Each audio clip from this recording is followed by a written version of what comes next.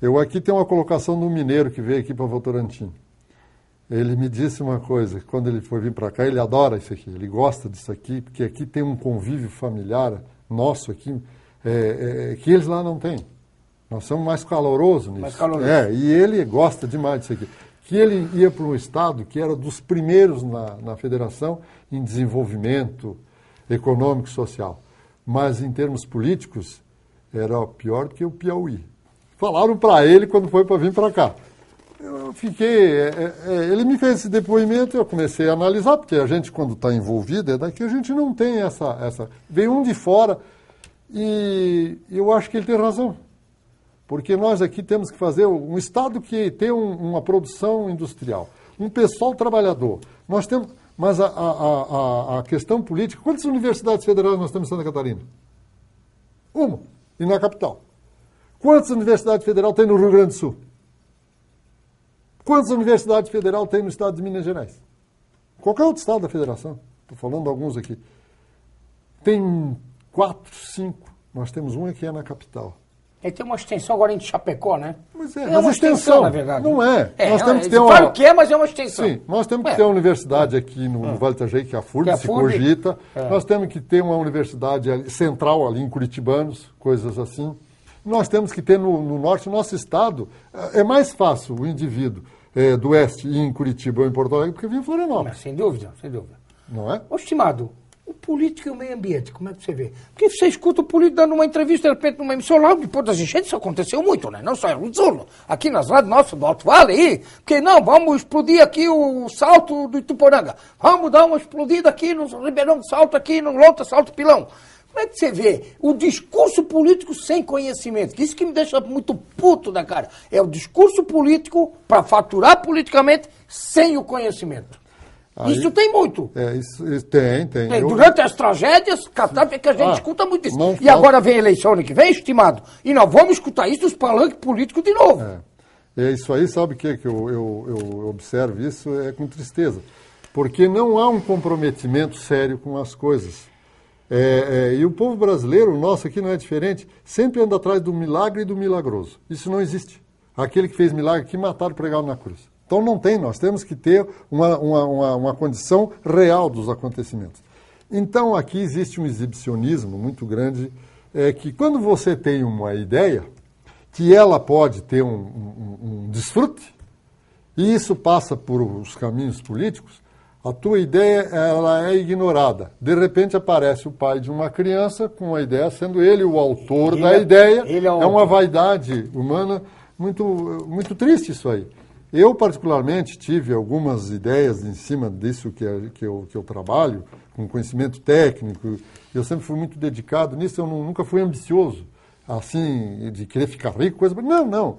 Eu gosto de ver a realização e a realização que traga felicidade para aquele que acredita no que está fazendo. Então, esse é o que eu gosto de fazer. Teve ideias nossas aqui que foram levadas para fora. Apareceu um outro pai dando um nome político pela presença de uma pessoa de destaque, de conhecimento. Não há uma preocupação em se cercar tecnicamente para que a coisa faça. No Brasil nós tivemos, eu tenho um exemplo do que é se cercar tecnicamente e desenvolver um negócio que dá certo. Fernando Henrique fez o Plano Cruzado. Ele se cercou, ele nunca foi economista, mas se cercou de pessoas com conhecimento e fizeram um plano econômico que está aí, deu resultado, acabou com a inflação, a nossa economia foi. Então essa questão do rio, essa questão do meio ambiente tem que ter esse exemplo, um comprometimento técnico, científico, sério. E lógico, o envolvimento político faz-se necessário para angariar recursos, para convencer as pessoas. Tem que caminhar junto. Tem que caminhar junto, para que as licenças sejam entendidas de uma forma urgente e que haja abram-se os caminhos para que a técnica execute um trabalho bem feito, um bom trabalho. Aí dá. A última pergunta. Animal, o grande usuário do nosso meio ambiente, do nosso meio rural...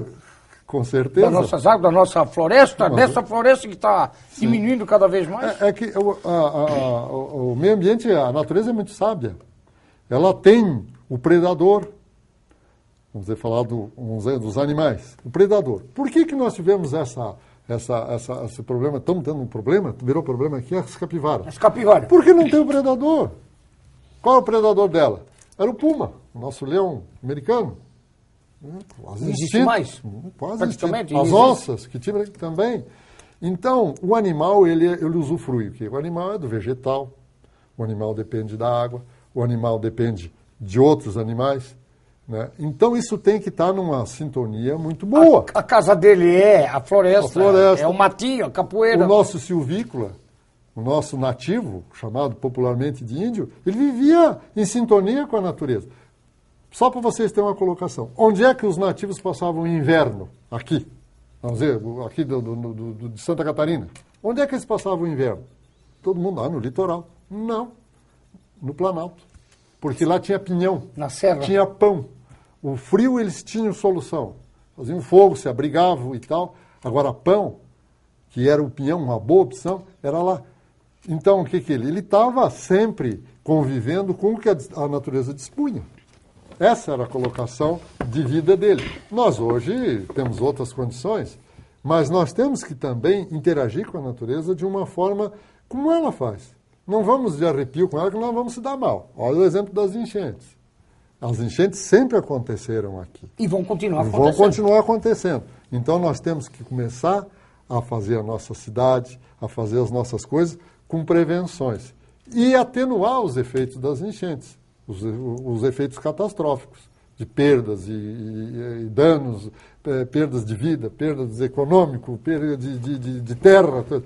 Nós temos que começar a aprender a nos prevenir para que o impacto seja menor. E não construir, morar na Barranca do Rio, botar indústria na Barranca do Rio. Enfim, hoje o nosso rio, se nós viermos lá de Tuporã, tudo é encostado no rio, principalmente quando chega nas cidades, né?